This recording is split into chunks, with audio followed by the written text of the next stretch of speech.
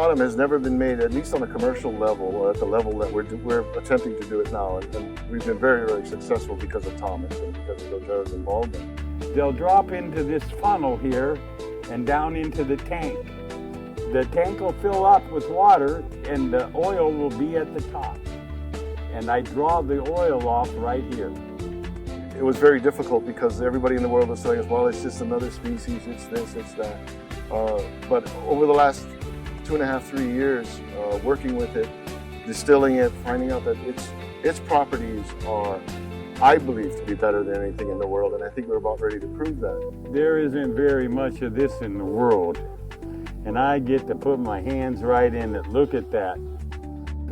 This holds 700 pounds of sandalwood chip. The lid will be on it after we finish filling it. Once it starts down that pipe, it heads to a heat exchanger. We take the vaporized oils and they separate.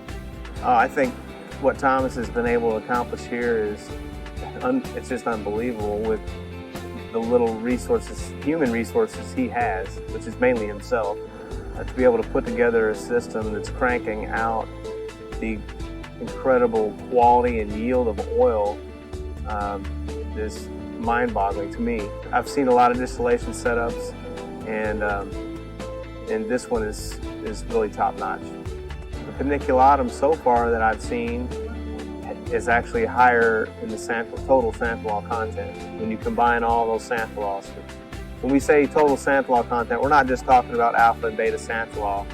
We're talking about all the sesquiterpene alcohols that are common to the sandalwood oil. In terms of comparison to the Spicatum or the Australian sandalwood, it's not even close. This blows it out of the water, so we don't even bother comparing it to that. You got to look at what goes into the production of this, from lifting whole trees out by helicopter, which is how they do it in some of the cases here in Hawaii, and then the process of removing the sapwood, getting to the heartwood or getting to the root bud, and then chipping it up into little tiny pieces by the time it makes it to the still, and then the amount of fuel that's required and energy that's required to get the oil out of the actual wood over a distillation period of days. You can understand why it's so valuable. This represents, in this bottle, in terms of